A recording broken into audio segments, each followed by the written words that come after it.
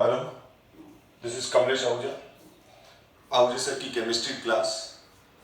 तो आज हम इस क्लास के अंदर मोलिकुलरिटी क्या है और फिर मोलिकुलरिटी और ऑर्डर में क्या डिफरेंस है ये डिस्कस करते हैं। सूडो यूनिमोलिकुलर रिएक्शन डिस्कस करते हैं, पैरेलल रिएक्शन डिस्कस करते हैं।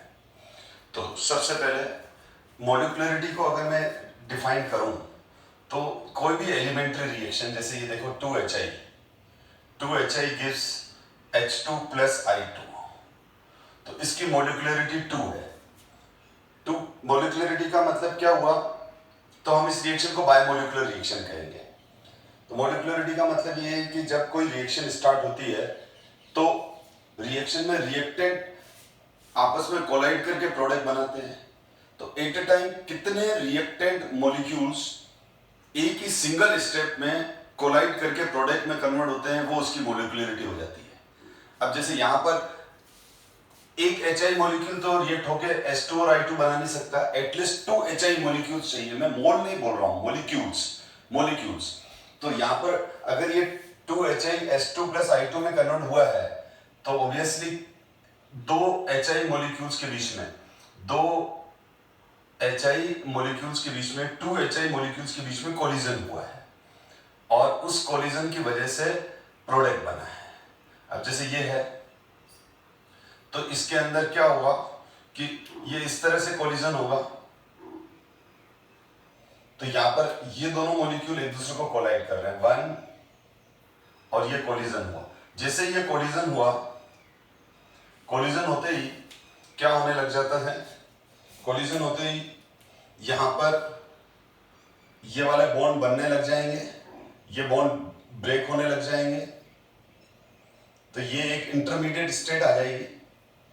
अब यहां पर ये क्या हो गया, ये जो पहले से ये जो दोनों बॉन्ड थे, ये वाले दोनों बॉन्ड, ये तो दोनों बॉन्ड ब्रेक हो रहे हैं, और यहां पर ये जो रेड डॉट कर देता हूं मैं जिसको, ये रेड डॉट वाले बॉन्ड फॉर्म हो रहे हैं। तो ये old bond is form and new bond is form. तो जैसे ही कोलिजन हुआ, रिएक्शन स्टार्ट हुआ, रिएक्शन स्टार्ट होते ही अल्टीमेटली ये किस में कन्वर्ट हो जाएगा, HH एंड II। मतलब यहां पर अब आपको यहां से बहुत वेल क्लियर है कि ये जब तक इस रिएक्शन में ये एटलीस्ट 2 मॉलिक्यूल आपस में कोलाइड नहीं करेंगे तब तक H2 और I2 मॉलिक्यूल नहीं बनेगा। तो इस रिएक्शन की मोलिकुलरिटी 2 हो गई। तो हम इस रिएक्शन को बायोमोलिकुलर रिएक्शन कहेंगे। हम इस रिएक्शन को क्या कहेंगे, बायोमोलिकुलर रिएक्शन कहेंगे। बेसिकली मोलिकुलरिटी क्या है, मोलिकुलरिटी है कि किसी भी रिएक्शन के अंदर number of reactant molecules which collide together in a single step to convert product. एक सिंगल स्टेप के अंदर जितने मॉलिक्यूल कोलाइड करते हैं और फिर वो बाद में प्रोडक्ट में बदलते हैं, जैसे ये कोलाइड करेंगे फिर ये बाद में प्रोडक्ट में बदलेंगे। तो एक सिंगल स्टेप में जितने मॉलिक्यूल कोलाइड करके प्रोडक्ट में कन्वर्ट होंगे वो क्या हो जाता है, उसकी मोलिकुलरिटी हो जाती है। मोलिकुलरिटी जनरली हम किसी भी रिएक्शन के स्टोइकियोमेट्री से निकाल लेंगे। जैसे ये 2HI है तो H2 प्लस I2, तो यहां पर ये इसका स्टोइकियोमेट्रिक कोफिशिएंट क्या है, 2 है। तो जनरली ये रिएक्शन को देख के निकाल सकते हैं, ये थ्योरेटिकल वैल्यू है। ये कौन सी वैल्यू है, थ्योरेटिकल वैल्यू है। अब इसी तरह से एक और एग्जांपल ले लेते हैं मोलिकुलरिटी को समझने के लिए। तो जैसे यहां पर है 2NO प्लस O2 बन गया 2NO2 मॉलिक्यूल। तो यहां पर क्या होगा कि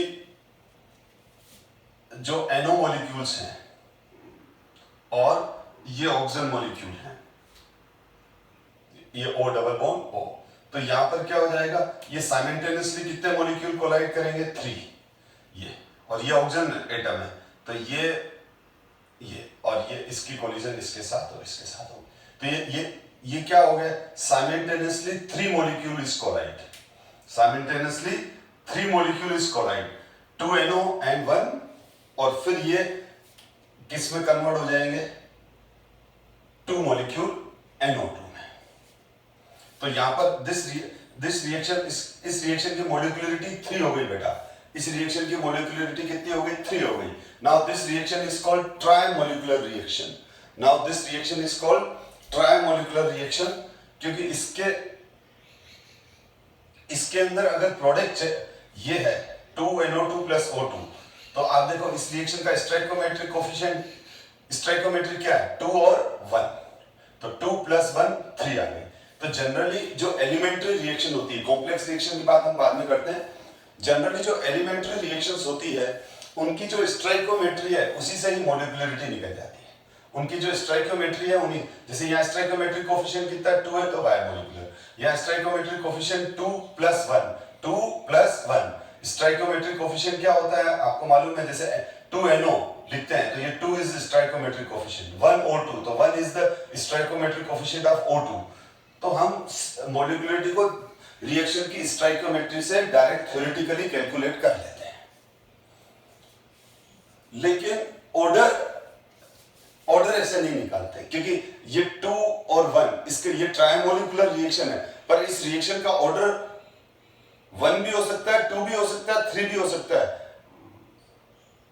कहने का मतलब ये है कि किसी भी रिएक्शन का ऑर्डर हम उसकी रिएक्शन को देख के नहीं निकाल सकते हैं, ये order is a experimental value, या फिर हमको उसकी स्लो स्टेप और फास्ट स्टेप गिवन हो, तो जो स्लो स्टेप उस रिएक्शन का जो मैकेनिज्म गिवन होता है, उस रिएक्शन का जो मैकेनिज्म गिवन होता है उसमें जो स्लो स्टेप होती है उससे हम ऑर्डर फाइंड करते हैं, पूरे चैप्टर से हम पढ़ते आ रहे हैं। तो ऑर्डर इज एक्सपेरिमेंटल वैल्यू और molecularity is theoretical value. Order का स्टोइकोमेट्रिक कोफिशिएंट्स, इन स्टोइकोमेट्रिक कोफिशिएंट से कोई रिलेशन नहीं होता है, मॉलिक्यूलरिटी का इन स्टोइकोमेट्रिक कोफिशिएंट से रिलेशन होता है। जो रेट लॉ इक्वेशन के अंदर जो पावर्स आती है, एक्सपोनेंशियल आते हैं, वो ऑर्डर के होते हैं, इसके मॉलिक्यूलरिटी के नहीं होते हैं। तो आपको मॉलिक्यूलरिटी एक सिंपल बेसिक कांसेप्ट है, बहुत बार इसमें डिफरेंस भी पूछते हैं, बोर्ड के अंदर आया हुआ है, right the difference between order and molecularity. तो पहले मैं ये मॉलिक्यूलरिटी के बारे में लिखा है मैंने, तो the number of reacting species, अब वो रिएक्टिंग स्पीशीज कुछ भी हो सकती है, एटम, आयन और molecules, taking part in an elementary reaction which must collide simultaneously in order to bring about a chemical reaction is called molecularity of a reaction. The reaction can be unimolecular when one reacting species is involved. For example, NH4NO2 gives N2 plus twice H2O.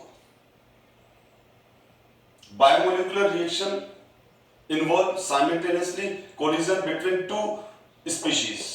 For example, dissociation of hydrogen iodide, 2HI gives H2 plus I2. Trimolecular or termolecular reactions involves simultaneously collision between three reacting species, 2NO plus O2. मैंने अभी ये सब example clear किए। तो molecularity सीधी आ जाती है, stoichiometric coefficient से ही related है। Order of reaction and molecularity of reaction. तो ऑर्डर के अंदर क्या है, फर्स्ट पॉइंट रीड कर रहा हूं, it is the sum of the concentration term on which the rate of reaction actually depends, और it is the sum of the exponents of the concentration in the rate law equation. सीधी बात है, order के अंदर वही reactant species consider होती है जिन पे actually rate of reaction depend करती है, और रेट लॉ के अंदर वही एक्सपोनेंशियल यूज करते हैं अपन। मॉलिक्यूलरिटी में देखो, it is the number of atoms, ions or molecules that must collide with one another simultaneously so as to result into a chemical reaction. Second point, जो order है, it need not be a whole number, it can be fraction as well as zero. तो मैंने अभी अपन ने chapter की 8-10 class हो चुकी है, करीब 8 क्लास हो चुकी है, तो मैंने ये बार डिस्कस किया है, फ्रैक्शन ऑर्डर भी बताया था, H2 plus Br2 gives to HBr, तो उसका ऑर्डर 1.5 था। अमोनिया का डिकम्पोजिशन जब प्लेटिनम सरफेस पर होता है तो उसका जीरो ऑर्डर रिएक्शन है। और molecularity it is always a whole number, और मॉलिक्यूलरिटी कभी जीरो नहीं हो सकती। मॉलिक्यूलरिटी जीरो का मतलब रिएक्शन में रिएक्टेंट है ही नहीं, तो वो तो रिएक्शन ही नहीं है फिर। Third, it can be determined experimentally only and can not be calculate. सही है, हम ऑर्डर को केवल एक्सपेरिमेंटली प्रूव कर सकते हैं, फाइंड आउट कर सकते हैं। और एक्सपेरिमेंटल फाइंड, मैंने आपको कुछ मेथड्स बताए थे, इनिशियल रेट लो मेथड बताया था, हाफ लाइफ पीरियड मेथड बताया था जिसमें हम एक ही रिएक्शन के दो हाफ लाइफ पीरियड लेके और फाइंड आउट करते हैं। हमारे प्रीवियस क्लासेस के अंदर आप अच्छे से देखो, मिल जाएगी ये सब चीजें। और मोलिकुलरिटी जो है वो थ्योरेटिकल कंसेप्ट है, तो it can be calculated by simply adding the molecules of the elementary reactions, जो मैंने अभी आपको करके भी बताया। Even the order of a simple reaction may not be equal to number of molecules of the reactants as seen from the valence equation। सही है, valence equation के अंदर जो स्टोइकोमेट्रिक कोफिशिएंट है, जो उनके नंबर हैं, वो उसके इक्वल नहीं होती है जनरली, और यहाँ उसके इक्वल हो जाएगी। For simple reaction the molecularity can usually be obtained from the stoichiometry of the equation. ठीक है, अगर आपको वापस पढ़ना हो तो पोस्ट करके वीडियो और वापस इसको रीड कर लो, समझ में आ जाएगा। ये सब पॉइंट हम अच्छे से डिस्कस कर चुके हैं। अब आता है सूडो फर्स्ट ऑर्डर रिएक्शन। अब इस सूडो फर्स्ट ऑर्डर रिएक्शन क्या है? बहुत इसको सूडो यूनिमोलिकुलर रिएक्शन भी कहते हैं, पर एक्चुअल इसका मोर करेक्ट नेम है सूडो फर्स्ट ऑर्डर रिएक्शन। तो सूडो फर्स्ट ऑर्डर रिएक्शन क्या है? This reaction are not truly first order, this reaction not truly first order, but under certain condition it become first order. यानी ये reaction actually first order की नहीं होती है, पर कुछ सर्टेन कंडीशंस की वजह से, कुछ सर्टेन कंडीशंस की प्रेजेंस में ये रिएक्शन फर्स्ट ऑर्डर हो जाती है। कैसे? एग्जांपल से एक्सप्लेन कर रहा हूं मैं। हम एक एग्जांपल ले रहे हैं, जैसे for example A gives B इस प्रोडक्ट, इसका रेट लो एक्सप्रेशन है R equals to K A की पावर 1 और B की पावर 1। तो इसका ऑर्डर क्या हो जाएगा? A के रेस्पेक्ट में भी 1 और B के रेस्पेक्ट में भी 1, तो overall order is 2। This is the second order reaction. इसका मतलब A का कंसंट्रेशन चेंज होगा।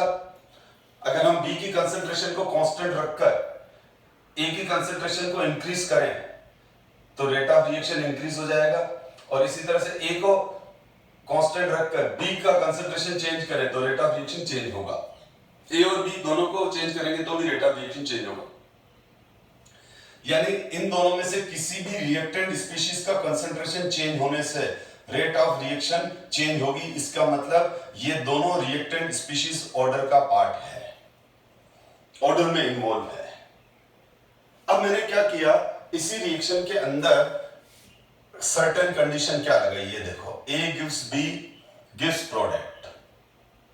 मैंने क्या किया, एक्सेस ऑफ A ले लिया, क्या ले लिया, सॉरी एक्सेस ऑफ B ले लिया, B बहुत सारा ले लिया। यहां पर तो A और B की कंपेरेबल कंसंट्रेशन थी, इसका 1 मोल, इसका 1 मोल, इसका 10 मोल, इसका 10 मोल। हाँ, ये हो सकता है कि इसका 10 मोल, इसका 10 मोल, इसका 10 मोल है, इसके 8 मोल है, चलेंगे। इसके 10 मोल है, इसके 8 मोल है, चलेंगे। ठीक है, एक के 12 मोल है, एक के 14 मोल है, एक के 12 मोल है, एक के 18 मोल है, चलेगा, क्योंकि ये ज्यादा डिफरेंस नहीं है। पर अगर एकदम एक्सेस में ही ले लिया अपन ने, जैसे B बहुत सारा ले लिया, अब जैसे ही हम B एक्सेस में ले लेंगे तो मुझे ये बनाना पड़ेगा, क्योंकि इसी से समझ में आएगा आपको। तो B एक्सेस में ले लिया तो हमारे पास सिस्टम में B बहुत सारा हो गया, हमारे पास सिस्टम में B बहुत सारा हो गया। यानी उस सॉल्यूशन, ये जो रिएक्शन मिक्सचर है उसमें एक्सेस ऑफ B है। और हमेशा ध्यान रखो, जो एक्सेस हो जाते हैं उनकी इंपोर्टेंस खत्म हो जाती है। जैसे जब बारिश नहीं पड़ती है, अगर 3-4 साल किसी सिटी में बारिश नहीं पड़ेगी तो किसकी इंपोर्टेंस बढ़ जाएगी? वाटर की, क्योंकि वाटर कम है। जो चीजें कम है वो कॉस्टली भी हो जाती है और उनकी इंपोर्टेंस बढ़ जाती है। तो यहां पर B हमने एक्सेस में ले लिया, और B एक्सेस में ले लिया तो मैंने क्या कहा, B का इंपोर्टेंस खत्म हो गया, और A जो है वो कम है।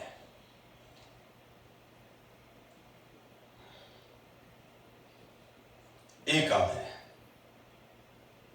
अब आप देख लो तो A, अब यहां पर क्या होगा, अभी बताया अभी मॉलिक्युलरिटी के टाइम में मैंने ये डिस्कस किया कि रिएक्शन किसका रिजल्ट है? कोलिजन का। रिएक्टेंट किसका रिजल्ट है? कोलिजन का। अगर ये वाली केप, ये पेन बंद हुआ, ये एक रिएक्शन मान लें, ये A है, ये B है, ये कंबाइन करेंगे तो कोलिजन करेंगे, तभी तो वो एक दूसरे के साथ फिट होंगे, एक दूसरे के साथ बॉन्डिंग करेंगे।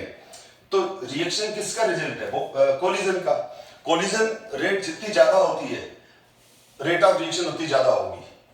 तो यहां पर ए और बी के बीच में कोलिजन होगी और ए और बी की कोलिजन से ही प्रोडक्ट बन रहा है। पर यहां पर आप देख लो बी एक्सिस में है, तो अब ये रिएक्शन हो रहा है, तो ए पर कोलिजन रेट बी की है, लेकिन अब बी एक्सिस में होने की वजह से क्या हो गया, ए की इंपॉर्टेंस बढ़ गई, क्योंकि ए के चारों तरफ बहुत सारे बी हैं। अब बात को समझना, मेरी बात को समझो, ध्यान से फोकस करो। अब मैंने ये सिचुएशन है एक्सिस ऑफ बी और लिमिटेड अमाउंट ऑफ ए। अब मैं कह रहा हूं कि बी की कंसंट्रेशन पर रेट ऑफ रिएक्शन डिपेंड नहीं कर रही है। यानी समझो, मैं इसमें ना बी बढ़ा रहा हूं, ये बी और बढ़ा दिए, तो बताओ बी के बढ़ने से क्या होगा? रेट ऑफ रिएक्शन बढ़ेगी, घटेगी कि वही रहेगी? वही रहेगी, क्योंकि इन बी के आने की वजह से क्या ए पर बी की कोलिजन रेट इंक्रीज होगी, डिक्रीज होगी कि वही रहेगी? वही रहेगी, क्योंकि ये इतने एक्सिस में है कि इनका नंबर ही नहीं लग रहा है। ये भी, ये 2-4 बी बढ़ा दिए लो, तो क्या फर्क पड़ा? इन ए के ऊपर बी की कोलिजन बड़ी घटी की उतनी है क्योंकि ये तो पहले ही इसके चारों तरफ इतने सारे कि वो कोलिजन कर रहे हैं। तो एक्स्ट्रा बी बढ़ने से क्या हो गया? एक्स्ट्रा बी बढ़ने से ए पर कोलिजन रेट चेंज नहीं हुई, क्योंकि ए के चारों तरफ मैक्सिमम बी मॉलिक्यूल आ चुके हैं और वो कोलाइड कर रहे हैं, बाकी ये वाले मॉलिक्यूल का तो कोई कंट्रीब्यूशन ही नहीं है। तो मैं जैसे जैसे बी बढ़ा रहा हूं, रेट ऑफ रिएक्शन इंक्रीज हो रही है, डिक्रीज हो रही है कि वही है? वही है, क्योंकि ये इन बी बढ़ने से इन ए एटम्स पर या ए स्पीशीज पर कोलिजन रेट में कोई फर्क नहीं पड़ रहा है। यहां बी जिस स्पीड से कोलाइड कर रहा है उसी स्पीड से कोलाइड करता जाएगा। ये बी कोलाइड कर रहा है, बी कोलाइड कर रहा है और मैं बी और इधर बढ़ा भी रहा हूं, तो ये यहां इस ए पर नंबर ऑफ कोलिजन्स चेंज नहीं होगी, तो रेट ऑफ रिएक्शन भी चेंज नहीं होगी। तो इसका मतलब बी की कंसंट्रेशन इंक्रीज की, रेट ऑफ रिएक्शन बढ़ी नहीं बढ़ी। मैंने क्या किया, अब ये सारे ए इसको कोलिजन करके इसे रिएक्ट करने की कोशिश कर रहे हैं, ये कुछ बी हटा दिए, रेट ऑफ रिएक्शन घटी नहीं घटी। बी और हटा दिए, रेट ऑफ रिएक्शन घटी नहीं घटी। बी और डिक्रीज किए, रेट ऑफ रिएक्शन डिक्रीज हुई नहीं हुई। बी और डिक्रीज किए, रेट ऑफ रिएक्शन डिक्रीज हुई नहीं हुई, क्योंकि ए के ऊपर बी अगर कम भी होता जा रहा है तो ए के ऊपर नंबर ऑफ कोलिजन फिक्स है, वो चली रही है, क्योंकि उसको सेटिस्फैक्टरी नंबर उसके चारों तरफ बी के हैं। तो इसका मतलब बी की कंसंट्रेशन बढ़ाई तो रेट ऑफ रिएक्शन इंक्रीज नहीं हुई। ए की बी की कंसंट्रेशन डिक्रीज की तो भी रेट ऑफ रिएक्शन डिक्रीज नहीं हुई। तो बी पर रेट ऑफ रिएक्शन डिपेंड कर रही है क्या? नहीं कर रही है। और अगर किसी रिएक्टेंट स्पीशीज की कंसंट्रेशन चेंज होने से रेट ऑफ रिएक्शन चेंज नहीं होती है तो हम क्या कहते हैं? उसके रेस्पेक्ट में ऑर्डर जीरो हो गया, उसके रेस्पेक्ट में ऑर्डर जीरो हो गया। समझ में आया? जीरो ऑर्डर, जैसे यहां पर बी जीरो ऑर्डर हो गया, बी पर जीरो ऑर्डर आ गया। अब इस केस में इस रिएक्शन का रेट एक्सप्रेशन क्या आ जाएगा? जब बी एक्सिस में है तो के ए की पावर 1, यस, ए को अगर घटाओगे बढ़ाओगे तो रेट ऑफ रिएक्शन बहुत, ए को थोड़ा ही बढ़ाओगे तो रेट ऑफ रिएक्शन बढ़ने लग जाएगी, क्योंकि बाकी जो बी बेचारे मायूस होके बैठे हैं, उनको उम्मीद ही नहीं है कि इतनी भीड़ लग रही है, हमारा कहां नंबर आएगा, और 4-5 ए डाल दिए तो बाकी सब ए उसके ऊपर खुदेंगे रिएक्ट करने के लिए। तो ए के बढ़ने से तो रेट ऑफ रिएक्शन बढ़ेगी, ए के कम होने से रेट ऑफ रिएक्शन कम होगी, पर बी के चेंज होने से रेट ऑफ रिएक्शन चेंज नहीं होगी। आई थिंक आपका कंसेप्ट क्लियर है, क्योंकि बी बहुत ज्यादा है। तो यहां पर मैं क्या लिखूंगा? बी की पावर 0, मतलब बी की पावर 0 का मतलब रेट ऑफ रिएक्शन बी की कंसंट्रेशन चेंज पे डिपेंड नहीं कर रही है। तो अब क्या हो जाएगा? यहां ए के रेस्पेक्ट में ऑर्डर 1, बी के रेस्पेक्ट में ऑर्डर 0, टोटल। तो ये रिएक्शन है, देखो दोनों बोर्ड पे लिखी हुई है। ये रिएक्शन सेकंड ऑर्डर रिएक्शन है, ए के रेस्पेक्ट में 1 ऑर्डर, बी के रेस्पेक्ट में 1 ऑर्डर। बट क्या हुआ? जैसे ही हमने बी एक्सिस लिया ये हो गई सर्टेन कंडीशन, जैसे ही हमने बी एक्सिस लिया ये हो गई सर्टेन कंडीशन, और बी एक्सिस होते ही बी के रेस्पेक्ट में ऑर्डर 0 हो गया, बी की कंसंट्रेशन चेंज होने से रेट ऑफ रिएक्शन चेंज नहीं हो रहा है। तो इस तरह की रिएक्शन को हम क्या बोलते हैं? Pseudo first order reaction. इसका मतलब हम किसी भी रिएक्शन के अंदर जब दो रिएक्टेंट स्पीशीज हैं उनमें से किसी एक रिएक्टेंट स्पीशीज को अगर हमने बहुत एक्सेस कर दिया तो उसके रेस्पेक्ट में ऑर्डर 0 हो जाता है। अब ऐसी रिएक्शन बहुत सारी आप देखते हैं और देखते हुए आ रहे हैं। हाइड्रोलिसिस रिएक्शन 11 में हम सॉल्ट हाइड्रोलिसिस पढ़ते थे। 11 में हम सॉल्ट हाइड्रोलिसिस पढ़ते थे। तो सॉल्ट हाइड्रोलिसिस क्या है? Salt plus excess of water. Ester का हाइड्रोलिसिस, केन शुगर का हाइड्रोलिसिस, सारी solvolysis reaction pseudo first order reaction होती है। सारी solvolysis reaction pseudo first order reaction होती है। सोलोलिसिस का मतलब हाइड्रोलिसिस वाटर एक्सिस में, अमोनोलिसिस अमोनिया एक्सिस में, एल्कोलिसिस एल्कोहल एक्सिस में। तो हाइड्रोलिसिस रिएक्शन में रेट ऑफ रिएक्शन वाटर की कंसंट्रेशन पे डिपेंड नहीं करती है। अमोनोलिसिस रिएक्शन में रेट ऑफ रिएक्शन अमोनिया की कंसंट्रेशन पे डिपेंड नहीं करती है। एल्कोलिसिस लिखा हुआ हो इसका मतलब एल्कोहल, इस रिएक्शन में रेट ऑफ रिएक्शन एल्कोहल की कंसंट्रेशन चेंज होने से रेट ऑफ रिएक्शन चेंज नहीं होगी। इसका सबसे कुछ एग्जांपल जो अभी 12th में आने वाले हैं, ऑर्गेनिक में भी बहुत सारे आएंगे। ये एस्टर है बेटा, ethyl ethanoate, this is the ethyl ethanoate ester है ये। अब एस्टर के अंदर हमने वाटर ले लिया। वाटर किसमें हो? हमेशा ये क्या है? वाटर एक्सिस है, एक्सिस ऑफ वाटर है। रिएक्शन हुआ, क्या बन गया बेटा? CH3COOH and C2H5OH, acidic acid and ethyl alcohol, acidic acid and ethyl alcohol. तो ये बना बेटा acidic acid and ethyl alcohol. तो यहां पर ये एक सूडो फर्स्ट ऑर्डर रिएक्शन हो गई। केन शुगर ले लो, C12H22O11, वाटर लिया किसमें? एक्सिस में, तो C6H12O6, C6H12O6। ये तो है ग्लूकोस और ये है फ्रुक्टोस। तो ग्लूकोस और फ्रुक्टोस बनता है। बेसिकली ग्लूकोस और फ्रुक्टोस दोनों फंक्शनल ग्रुप आइसोमर है। ग्लूकोस में एल्डिहाइड फंक्शनल ग्रुप होता है, फ्रुक्टोस में कीटोन फंक्शनल ग्रुप होता है। तो ये सारी रिएक्शन हो गई सूडो फर्स्ट ऑर्डर रिएक्शन। तो आई थिंक आपको सूडो फर्स्ट ऑर्डर रिएक्शन समझ में आ गई होगी। इस पे एनसीईआरटी में क्वेश्चन है, वो हम डिस्कस कर लेते हैं किस तरह से क्वेश्चन बनते हैं इस पे। तो देखो एनसीईआरटी का क्वेश्चन है ये। एनसीईआरटी 4.8 क्वेश्चन है, in a pseudo first order hydrolysis of ester in water the following result were obtained. First है calculate the average rate of reaction between the time interval 30 to 60 second. तो ये time दे रखा है हमको, seconds में time दे रखा है, और यहां पर एस्टर की कंसंट्रेशन है मोल्स पर लीटर।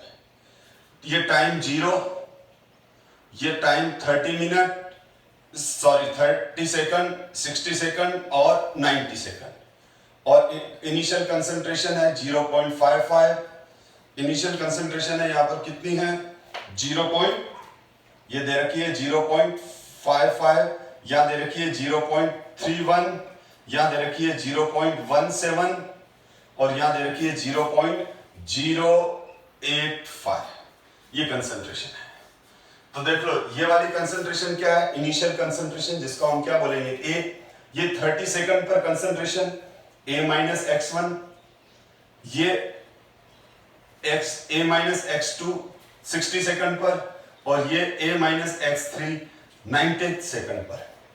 और आप देख लो एस्टर का कंसंट्रेशन, इनिशियल कंसंट्रेशन 0.55 है, फिर 0.31, 0.71, 0.085। तो टाइम के साथ क्या होता जा रहा है? टाइम के साथ ये तो हो गया हमारा कंसंट्रेशन T = 0, ये हो गया T = 30 सेकंड, ये T = 60 सेकंड, ये T = 90 सेकंड। ठीक है, तो ये वाली वैल्यूज तो चेंज होती रहेगी, लेकिन इनिशियल कंसंट्रेशन हमेशा फिक्स रहेगी। तो इनिशियल कंसंट्रेशन A 0.55 रहेगी, क्योंकि वहीं से स्टार्ट हुआ। उसके बाद लगातार कंसंट्रेशन डिक्रीज होती जाएगी, रेट ऑफ रिएक्शन डिक्रीज होती जाएगी। अब ये क्वेश्चन ये पूछ रहा है कि अपन को एवरेज रेट निकालनी है। एवरेज रेट निकालनी है इस टाइम पीरियड में। एवरेज रेट निकालनी है हमको इस टाइम पीरियड में 30 सेकंड से 40 से 30 से 60 में, तो 30 से 60 में निकाल रहे हैं हम, तो सीधी बात है रेट ऑफ रिएक्शन क्या हो जाएगा, रेट ऑफ रिएक्शन हो जाएगा minus D change in concentration of ester upon dt। तो मैं इसको कैसे लिखूंगा, एस्टर का कंसेंट्रेशन, तो माइनस एस्टर को मैं ई लिख रहा हूं यहां पर, ई स्टैंड कर रहा है एस्टर को, E final minus E initial divide by T2 minus T1, E final, और यहां हमारे पास, यहां पर हमारे पास ये है T2 की वैल्यू कितनी है 60 और ये है 30, तो यहां पर ये पूछ रहा है ये है, तो ये तो हो गया T1 टाइम, ये तो हो गया T0 टाइम बेटा, ये T1 टाइम और ये T2 टाइम और ये T3, T0 time, T1 time 30 second, T2 60 second, T3, तो T2 टाइम कितना लिया हुआ है मैंने, और अब T2 टाइम पर कंसंट्रेशन कितनी है, फाइनल कंसंट्रेशन कितनी है 0.17 माइनस 0.31। अब अगर मैं इसको सोल्व करूं तो डिनोमिनेटर में तो 30 आ जाएगा, 60 माइनस 30 0.71 माइनस 0.31, तो इसको अपन करेंगे तो ये देखो कितना आएगा, इसको सोल्व करना बेटा, ये 0.14 आ रहा है, 0.14 कितना आ गया बेटा, ये 0.14 आया। अब मैं इसको सोल्व कर रहा हूं तो आ रहा है 4.67 into 10⁻³ 4.67 into 10⁻³ moles per litre पर सेकंड, मोल्स पर लीटर पर सेकंड, यूनिट सेकंड ही चल रही है क्योंकि यहां सेकंड में दिया हुआ है। अब यहां पर ये तो हो गया हमारा, और सेकंड पार्ट है calculate the pseudo first order rate constant for the hydrolysis of ester. तो hydrolysis of ester, pseudo first order rate constant for hydrolysis of ester, तो pseudo first order kinetic follow हो रही है, तो K की value क्या आ जाएगी 2.303 T log base 10 A upon A minus x. तो यहां पर ये तो हमारे पास फॉर्मूला आ गया। अब A की वैल्यू तो कितनी है 0.55, अब हम 30 सेकंड पे लेंगे तो 0.31, तो अब इसके अंदर हम रेट कांस्टेंट 3 बार निकाल सकते हैं, 2.303, अगर मैंने यहां 30 लिया तो log base 10 A की वैल्यू कितनी आ जाएगी 0.55 divide by A minus x की वैल्यू है 0.31। 30th सेकंड पर आप देख लो, 30th सेकंड पर क्या है, 30th सेकंड पर हमारे पास ये सिचुएशन है, ठीक है, तो हमने ये वाली रखी, ठीक है, ये आई रही है बेटा, एरो भी लगा हुआ है, ठीक है। और अगर हम अब इसको सोल्व कर लेंगे बेटा, ये कैलकुलेशन है, अपन हम टाइम खराब नहीं करते हैं, ठीक है, तो ये आप कैलकुलेशन कर लेना तो आंसर आ जाएगा। इसी तरह से अगर मैं 38 सेकंड वाला न लेके, अगर मैंने यहां पर बेटा ध्यान दो, मैंने यहां 30 सेकंड नहीं लेके कितना लिया 60 सेकंड लिख दिया, तो ये अगर आपने फिर यहां पर ये लिख दिया तो गलत हो गया। अब यहां पर 0.17 आएगा, 0.17 आएगा, कहने का मतलब ये वाली वैल्यू आएगी 68 सेकंड पर। देखो ये 68 सेकंड की कंडीशन ये है, जिस पे ब्लू सर्कल कर दिया मैंने, ये 38 सेकंड, ठीक है। तो अगर आपने इसी तरह से 90 सेकंड लिया तो ये वाली वैल्यू पुट करोगे, या 90 सेकंड लिखा तो यहाँ 0.085, इन सब से करोगे तो जो आंसर आ रहा है वो आ जाएगा 2 इंटू 10⁻⁻²,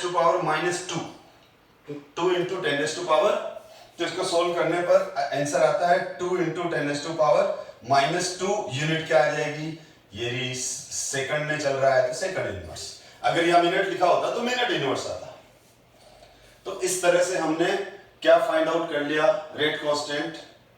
तो ये एनसीईआरटी का ही क्वेश्चन है। अब हम आगे बढ़ते हैं बेटा। अब हम नेक्स्ट पॉइंट पर आ रहे हैं और नेक्स्ट पॉइंट हमारा डिस्कस कर रहे हैं पैरेलल रिएक्शन। तो सबसे पहले तो मैं आपको एक्सप्लेन करता हूं पैरेलल रिएक्शन क्या है। तो पैरेलल रिएक्शन ऐसी रिएक्शन होती है जिसमें एक रिएक्टेंट से दो डिफरेंट प्रोडक्ट मिलते हैं। एक ही रिएक्टेंट से, रिएक्टेंट एक होता है और उससे दो डिफरेंट प्रोडक्ट मिलते हैं। ऑर्गेनिक के अंदर ये काफी सारे रिएक्शंस हैं। इवन 11th में भी आपने ये कुछ रिएक्शंस पढ़ी हुई है। अगर आप जिन बच्चों ने थोड़ा सा 11th सीरियसली किया है, तो जब हम CH3 CHCl CH2 CH3, this is the 2-chlorobutane, this is the 2-chlorobutane। अब 2-chlorobutane को जब हम एल्कोहलिक क्योर से रिएक्शन कराते हैं तो दो प्रोडक्ट मिलते हैं। एल्कोहलिक क्योर से रिएक्शन करते हैं तो एल्कोहलिक क्योर डिहाइड्रोहेलोजिनेशन करता है। क्या करता है? डिहाइड्रोहेलोजिनेशन, यानी एक तो हेलोजन हटाएगा और हाइड्रोजन हटाएगा। अब ये 1 2 3 4, अब ये हाइड्रोजन 1 से भी हट सकता है और 3 से भी हट सकता है। ठीक है, वो मेजर प्रोडक्ट 3 वाला बनेगा 2-ब्यूटीन, पर अभी मैं उसमें नहीं जा रहा हूं, मैं ऑर्गेनिक नहीं पढ़ा रहा हूं अभी। तो यहां से अगर 1 वाला हाइड्रोजन हटता है, अगर यहां से हाइड्रोजन हटता है तो ये बन जाता है ब्यूटवनीन। क्या बन जाता है? ब्यूटवनीन। और अगर थर्ड वाले कार्बन से हाइड्रोजन हटता है तो बन जाता है ब्यूटूइन। तो ये हो गया ब्यूटवनीन और ये हो गया ब्यूटूइन। तो अगर ये यहां से हटा तो ये बनेगा और यहां से हटा तो ये बनेगा। तो जब एक रिएक्टेंट एक है, देखो 2-क्लोरोब्यूटेन एक रिएक्टेंट और ये रिएजेंट है, तो रिएक्टेंट और रिएजेंट जब ये रिएक्शन हो रहा है तो उसमें दो अलग अलग प्रोडक्ट बन रहे हैं, यानी दो अलग अलग रिएक्शन चल रही है। डेफिनेटली अगर दो प्रोडक्ट बन रहे हैं तो एक रिएक्शन ऐसा है जिसमें 1 ब्यूटीन बन रहा है यानी ब्यूटवनीन बन रहा है, और दूसरा रिएक्शन जिसमें ब्यूटूइन बन रहा है, यानी रिएक्टेंट तो एक ही है लेकिन उससे दो रिएक्शन हो रही है, इसीलिए दो प्रोडक्ट बन रहे हैं। एक रिएक्शन से ब्यूटवनीन बन रहा है, एक से ब्यूटूइन बन रहा है, यानी पैरेलल रिएक्शन है। रिएक्टेंट एक ही हो और उससे प्रोडक्ट दो बन रहे हो, जैसे ये एग्जांपल दिया। या फिर कुछ बच्चों ने जब एरोमेटिक केमिस्ट्री पढ़ी होगी तो ये भी, जैसे फिनॉल का हम नाइट्रेशन करते हैं, फिनॉल का नाइट्रेशन करते हैं डाइल्यूट HNO3 से, तो भी दो प्रोडक्ट मिलते हैं डाइल्यूट HNO3 से। क्यों मिलते हैं ये अभी नहीं बेटा, मैं तो पैरेलल रिएक्शन की काइनेटिक्स समझा रहा हूं अभी, ठीक है ना। तो फिनॉल का जब हम नाइट्रेशन करते हैं तो दो प्रोडक्ट मिलते हैं। एक तो मिलता है ऑर्थो नाइट्रोफिनॉल। क्या मिलता है? ऑर्थो नाइट्रोफिनॉल, इसको बोलते हैं ऑर्थो पोजीशन। ये ऑर्थो पोजीशन और सामने वाली पोजीशन, इसको क्या बोलेंगे? Para nitro. मैं ऑर्डिक डिस्कस नहीं कर रहा हूं, मैं तो खाली एक एग्जांपल दे रहा हूं। तो जब हम फिनॉल, ये फिनॉल है बेटा, फिनॉल और HNO3 डाइल्यूट HNO3 का रिएक्शन करते हैं तो ऑर्थो नाइट्रोफिनॉल और पैरा नाइट्रोफिनॉल दो अलग अलग प्रोडक्ट मिलते हैं। दोनों पोजीशन आइसोमर है, ये 1 2 नाइट्रो है, ये 1 2 3 4 नाइट्रो है। तो ये दो अलग अलग प्रोडक्ट मिलने लग गए। तो इस तरह की रिएक्शन जिनके अंदर एक रिएक्टेंट फिक्स है लेकिन उससे दो अलग अलग प्रोडक्ट बनते हो, तो ऐसी रिएक्शन को हम पैरेलल रिएक्शन कहते हैं। ऐसी रिएक्शंस को हम पैरेलल रिएक्शन कहते हैं, यानी दो रिएक्शन एक साथ हो रही है इसलिए दो डिफरेंट प्रोडक्ट बन रहे हैं। यानी रिएक्टेंट एक ही है लेकिन वो दो डिफरेंट टाइप से रिएक्ट कर रहे हैं। तो पैरेलल रिएक्शन में देखो आप, जैसे ये A है, अब मैंने ध्यान देना, ये A एक रिएक्टेंट है और इससे दो प्रोडक्ट मिल रहे हैं।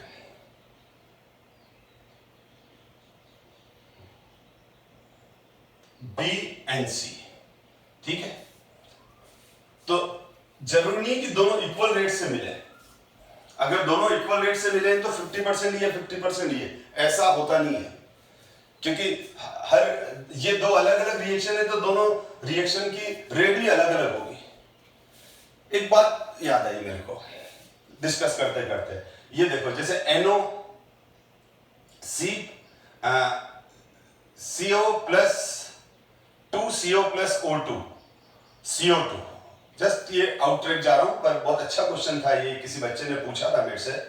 तो NO2 कि सर ये दोनों रिएक्शन दिखने में तो एक जैसी है, NO और देखो है ना, खाली नाइट्रोजन और इधर कार्बन है। अब ये दोनों रिएक्शन की ये तो स्लो रिएक्शन है और ये फास्ट रिएक्शन है स्पीड वाइज, यानी इन दोनों की रेट अलग अलग है। सर ऐसा क्यों? तो उसका आंसर है इनकी एक्टिवेशन एनर्जी अलग अलग होती है।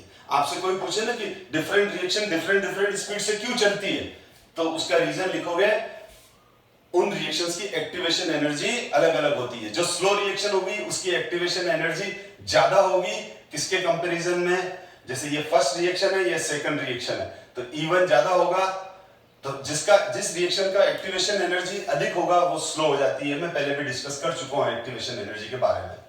चलो वापस आ जाओ पैरेलल रिएक्शन पर। तो पैरेलल रिएक्शन क्या है? A gives B और B gives C। तो यहां पर ये दो रिएक्शन चल रही है, अब दोनों अलग अलग रेट से चलेगी। तो क्योंकि दो डिफरेंट रिएक्शन है, तो अभी बताया दो डिफरेंट रिएक्शन है तो उनकी स्पीड अलग अलग होगी। दो डिफरेंट रिएक्शन की स्पीड अलग अलग क्यों होती है? क्योंकि उनकी एक्टिवेशन एनर्जी डिफरेंट होती है। तो अब इसका रेट कांस्टेंट K1 होगा, इसका रेट कांस्टेंट K2 होगा। रेट कांस्टेंट के बारे में हम डिस्कस कर चुके हैं। अब ध्यान देना, अगर मैं इसका इनिशियल कंसंट्रेशन A ले रहा हूं तो ये 0 इज इट क्लियर? ध्यान से देखो बेटा, अगर मैंने इसका इनिशियल कंसंट्रेशन क्या लिया, A लिया, तो दोनों का क्या हो जाएगा? 0 थोड़ा प्रेजेंटेशन अच्छा कर रहा हूं, ये देखो A ले लिया मैंने, इसको मैं थोड़ा यूं कर लेता हूं। ये रिएक्शन तो दो है, तो अगर मैं ये बन गया B और ये बन गया C। अब इसका रेट कांस्टेंट K1 है और इसका रेट कांस्टेंट K2 है। अब इसका इनिशियल कंसंट्रेशन A है, तो इनका 0 है। जब रिएक्शन स्टार्ट ही नहीं हुई तो B और C प्रोडक्ट तो होंगे नहीं। अब T टाइम पर क्या होगा? A माइनस एक्स, जैसा कि हम पूरे चैप्टर में करते हैं। तो अब इसमें से A का कुछ पार्ट, सॉरी इस X का कुछ पार्ट, इसका X का कुछ पार्ट B में कन्वर्ट होगा और X का कुछ पार्ट C में। तो यहां मैंने अगर X लिख दिया तो गलत है, ये X लिख दिया तो गलत है, क्योंकि इस X का कुछ पार्ट B में कन्वर्ट होगा और कुछ पार्ट C में कन्वर्ट होगा। तो मैं इसको बोलूंगा X1 एंड X2। हाँ, ये जरूर है कि X की वैल्यू किसके बराबर हो जाएगी? X1 प्लस X2 के। अब ध्यान दो, जो यहां पर अगर मैं यहां बात करूं रेट ऑफ रिएक्शन की, तो यहां पर क्या है? रेट ऑफ रिएक्शन क्या हो जाएगा? Minus DA upon DT, minus DA upon DT। Disappearance rate of A is rate of reaction. A जिस स्पीड से गायब हो रहा है, ध्यान से समझना बेटा, बहुत सारे टीचर तो ये टॉपिक पढ़ाते भी नहीं है। तो rate of reaction equal to क्या हो जाएगा? Minus DA upon DT। ठीक है, तो ये डिसअपीयरेंस रेट ऑफ A है। तो जिस स्पीड से A गायब हो रहा है, जिस स्पीड से A गायब हो रहा है, क्या उसी स्पीड से B बन रहा है? क्या उसी स्पीड से C बन रहा है? नहीं, दोनों की रेट कम है। कैसे? एक मिनट बात समझना, मैंने क्या कहा, थोड़ा सा ध्यान से समझो। Rate of formation of B क्या होगा? Rate of formation of B plus dB upon dt होगा। Is it clear? ये तो क्लियर है। ये बोल रहा हूं रेट ऑफ रिएक्शन, पर ये बोल रहा हूं rate of formation of B, rate of formation of B। इसी तरह से rate of formation of C क्या होगा? Rate of formation of C होगा plus dC upon dt। Rate of formation of C क्या होगा? Plus dC upon dt। तो यहां पर जो रेट ऑफ रिएक्शन होगी बेटा, रेट ऑफ रिएक्शन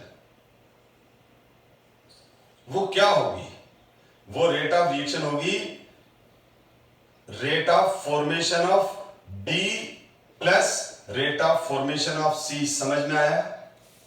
क्यों? क्योंकि आप समझो ना बेटा, ये जो A है, ये तो इन दोनों में कन्वर्ट हो रहा है ना। या तो ये एक था, फिर ये देखो, या तो ये एक है, देखो ये एक ही दिख रहा है, और फिर ये दो पार्ट में डिवाइड हो रहा है। ठीक है, इसका मतलब क्या हुआ, इसका मतलब ये हुआ कि ए से ही बी और सी बन रहे हैं, ए का ही कुछ का पार्ट बी में कन्वर्ट हो रहा है और ए का ही कुछ पार्ट सी में कन्वर्ट हो रहा है। तो हमको है अगर ओवरऑल रेट निकालनी है तो हम इसमें ओवरऑल रेट दो तरह से निकाल सकते हैं। हम यहाँ पर ओवरऑल रेट दो तरह से निकाल सकते हैं। एक तो हमको डिसअपियरेंस रेट ऑफ ए मालूम हो, क्या मालूम हो, डिसअपियरेंस रेट ऑफ ए मालूम हो, रेट ऑफ ए हो तो वो रेट ऑफ रिएक्शन है। और दूसरा rate of formation of B is not equal to rate of reaction, rate of formation of C is not equal to rate of reaction. पर अगर मैं इन दोनों rate of formation of B plus rate of formation of C दोनों को add कर दूं तो रेट ऑफ रिएक्शन आ जाएगा। इसका मतलब minus D A upon D T, ये रिया, ठीक है। तो रेट ऑफ रिएक्शन को मैं क्या लिख सकता हूं, यहां पर मैं ये लिख सकता हूं, रेट ऑफ रिएक्शन किसके बराबर भी है, ये रेट ऑफ रिएक्शन किसके बराबर भी है, minus D A upon D T के बराबर भी है ना। तो मैं यहां क्या लिखूंगा, minus D A upon D T equal to क्या हो जाएगा, rate of formation of B plus rate of formation of C. अब क्वेश्चन ये है कि rate of formation of B plus rate of, तो अगर बी तेज बन रहा, बी फास्ट बन रहा है इसका मतलब ए ज्यादा है, सी ज्यादा बन, अगर बी और सी दोनों तेजी से बन रहे हैं तो ए ज्यादा है, यानी ए का जितना ज्यादा कंसंट्रेशन होगा उसी प्रोपोर्शन में बी बनेगा, उसी प्रोपोर्शन में सी बनेगा। तो ए की rate of formation of B किसके डायरेक्टली प्रोपोर्शनल होगा, बात समझना बेटा, बहुत इंपॉर्टेंट पॉइंट है। Rate of formation of B directly proportional to concentration of A, agree करते हो बेटा, क्योंकि ए जितना ज्यादा होगा डी भी उतना ज्यादा बनेगा और सी भी ज्यादा, बी जितना तेजी से गायब होगा। सपोज करो मैं एक एग्जांपल से एक्सप्लेन कर देता हूं इसको कि 20% रेट से तो 20% रेट से तो बी कन्वर्ट हो रहा है, 20% रेट से तो बी बन रहा है, 20% रेट से तो क्या बन रहा है, बी बन रहा है, और 80% रेट से सी बन रहा है। समझना, इसका मतलब एक सेकंड में, जैसे ये मेरे पास 100 मॉलिक्यूल है, ये 100 मॉलिक्यूल है बेटा, समझना जिनको समझ में नहीं आया, मैं ये पहले मैं क्या बोल रहा हूं कि rate of formation of B is directly proportional to A, rate of formation of C is directly proportional to concentration of A. अब मैंने एक अजम्पशन ले लिया कि 20% रेट से बी बन रहा है और 80% रेट से सी बन रहा है। मैंने क्या कहा, दो अलग अलग रिएक्शन है तो दोनों की स्पीड अलग अलग होगी, दोनों के रेट कांस्टेंट अलग होंगे, दोनों के एक्टिवेशन एनर्जी अलग अलग होगी, पर पैरेलल रिएक्शन है क्योंकि एक ही रिएक्टेंट से दो प्रोडक्ट बन रहे हैं, पर है ये दो रिएक्शन, उनका प्रोडक्ट एक और उनका रिएक्टेंट एक है, प्रोडक्ट अलग है। ये दो रिएक्शन है जो साथ साथ चल रही है, पैरेलल रिएक्शन बोल रहे हैं तभी हम। अब सपोज करो मैंने ये 100 लिए, ये मैंने कितने लिए, 100 लिए, 100 लिए तो एक सेकंड में ये 20 बन जाएंगे, ये 80 बन जाएंगे, तो ये 20 ये 80। लेकिन अगर मैंने यहाँ 200 ले लिया तो ये कितना बन जाएगा, ये 40 बन जाएगा, ये 160 बन जाएगा, ठीक है। यानी इसका कंसंट्रेशन बढ़ा तो इसके इन दोनों की फॉर्मेशन रेट भी बढ़ गई, ठीक है। अगर मैंने इसको 100 की जगह 1000 ले लिया, 100 की जगह 1000 ले लिया तो ये उसी ये 200 20% बनेगा ना। तो अगर मैंने ये 1000 ले लिया तो एक सेकंड में ये 200 बनेंगे, तो एक सेकंड में ये 800 बनेंगे। यानी इसका कंसंट्रेशन जैसे जैसे बढ़ेगा इन दोनों का फॉर्मेशन रेट भी बढ़ेगा, ठीक है। प्रोपोर्शन क्या होगा वो एक अलग चीज है, पर ये तो फिक्स हो गया ना कि इनका इसका जितना ज्यादा कंसंट्रेशन होगा उतना ही फास्ट ये बनेगा, उतना ही फास्ट ये बनेगा।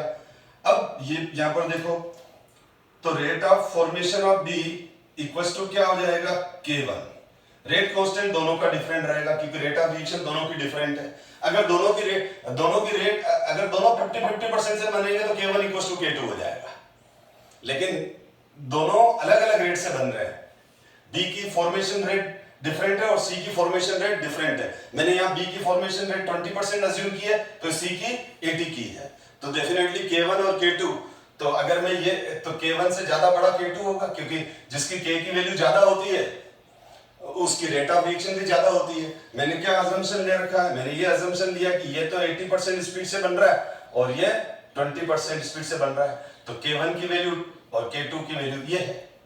तो K1 की वैल्यू और K2 में अगर रेशियो निकालोगे तो ये 4 गुना ज्यादा होगा। K1 अपॉन K2 करोगे तो 20 अपॉन 80 आएगा, यानी जो K2 है वो 4 टाइम मोर K2 की वैल्यू 4 टाइम ज्यादा है K1 से, अगर मैं ये डेटा अजम करता हूं तो।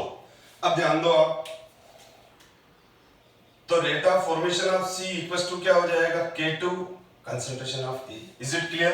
देखो कोई दिक्कत है क्या? यहां पर रेट ऑफ सीधा है, ज्यादा कंफ्यूजन मत करो अगर किसी को हो रहा है तो। अगर A जितना ये ज्यादा होगा उसी हिसाब से B बनेगा, उसी हिसाब से C बनेगा, ठीक है ना। अब जरूरी नहीं कि ये 20% रेट से हो, ये 80% रेट से हो। मैंने एक अजम्पशन किया आपको समझाने के लिए, अलग अलग केस में ये अलग अलग रहता है, लेकिन ये फिक्स है कि K1 K2 के बराबर नहीं होगा क्योंकि ये दोनों डिफरेंट रिएक्शन है, ठीक है। तो अब ये K1 ये आ गया और ये आ गया, तो अब मेरे पास ओवरऑल रिएक्शन की रेट कितनी आ गई, ओवरऑल रिएक्शन की रेट कितनी आई, ओवरऑल रिएक्शन, ये रेट ऑफ रिएक्शन ओवरऑल, तो मैं क्या लिखूंगा, rate of formation of B plus rate of formation of C। अब मैं R इक्वल्स टू RB की वैल्यू क्या रखूं, K1A प्लस इसकी वैल्यू क्या लिखूं, K2A। यानी इक्वेशन फर्स्ट के अंदर मैंने क्या किया, इक्वेशन फर्स्ट के अंदर RB rate of formation of B और रेट ऑफ फॉर्मेशन, तो ये हमारे पास ओवरऑल रेट आ जाएगी। अब A क्या आ जाएगा, कॉमन आ जाएगा, तो A को मैंने कॉमन ले लिया, तो ब्रैकेट में क्या आ जाएगा, K1 plus K2। This is the concentration of A, तो ये आ जाएगा। इसमें हम अलग अलग तरीके से और भी क्वेश्चन कर सकते हैं, जैसे rate of formation of B upon rate of formation of C करेंगे, rate of formation of B upon rate of formation of C करेंगे, तो क्या आ जाएगा, K1A अपॉन K2A, तो A से A कैंसिल हो जाएगा, rate of formation of B upon rate of formation of C equals to K1 upon K2। तो यहां रेट ऑफ फॉर्मेशन, जैसे मैंने ये जो अजम्पशन लिया है 20-80 का, तो यहाँ रेट ऑफ फॉर्मेशन कितना है, 20%, मतलब 20 ले लो, परसेंट हटाओगे तो नीचे भी 100 आएगा, ऊपर भी कर सकता हूं ना, ये 20% है, ये 80% है, ठीक है। और ये K1 अपॉन K2, तो क्या हो जाएगा 1/4 K1 अपॉन K2, तो K2 की वैल्यू क्या हो जाएगी 4K1, यानी K2 4 टाइम ज्यादा फास्ट है। इसका मतलब ये हो गया, अगर आपको ये दे दे कि ये 20% है, 80% है, तो ये इस तरह से K1 और K2 में ये रिलेशन आ जाएगा। अब दूसरा ध्यान दो आप,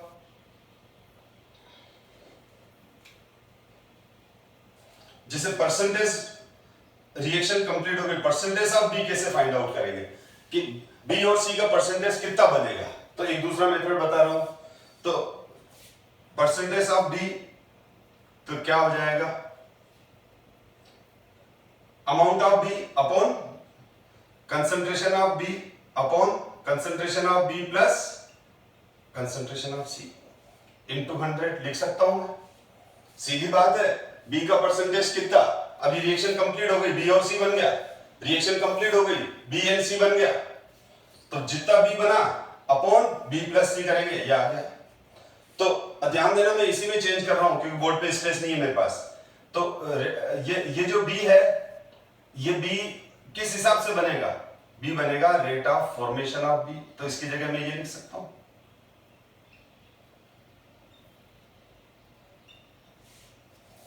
percentage of B equals to rate of formation of B upon rate of formation of B plus rate of formation of C, क्योंकि इसका जो फॉर्मेशन रेट है उसी प्रोपोर्शन में B बनेगा, जो फॉर्मेशन रेट ऑफ C है उसी प्रोपोर्शन में C बनेगा।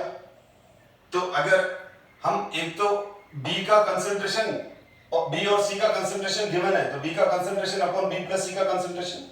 लेकिन अगर आपको न्यूमेरिकल में rate of formation of B दे रखा है और rate of formation of C दे रखा है और बी का परसेंटेज पूछा है, तो rate of formation of B में डिवाइड कर दो rate of formation of B plus rate of formation of C into 100 करो, तो भी बी का परसेंट आएगा, क्योंकि इसका जो फॉर्मेशन रेट है वो अगर 20% है तो यहाँ 20 आ जाएगा ये रहा, और यहाँ 20 प्लस 80 100 आ जाएगा, 100 से 120 से लोगे वापस आ गया 20%।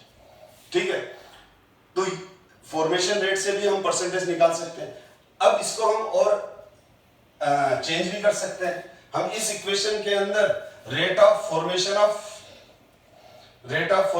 बी क्या होता है, rate of formation of B क्या था अभी बताया मैंने, K1A। तो रेट ऑफ, या मैं rate of formation of B की वैल्यू रख रहा हूं मैं, तो rate of formation of B क्या होगा बेटा, K1A। Rate of formation of हो गया ना, इसकी वैल्यू क्या लिख दी मैंने ये, और इन दोनों की वैल्यू ये लिखी हुई है बेटा, ये भी। तो नीचे क्या लिख दूंगा मैं, इन दोनों का सम क्या आ जाएगा, K1 प्लस K2।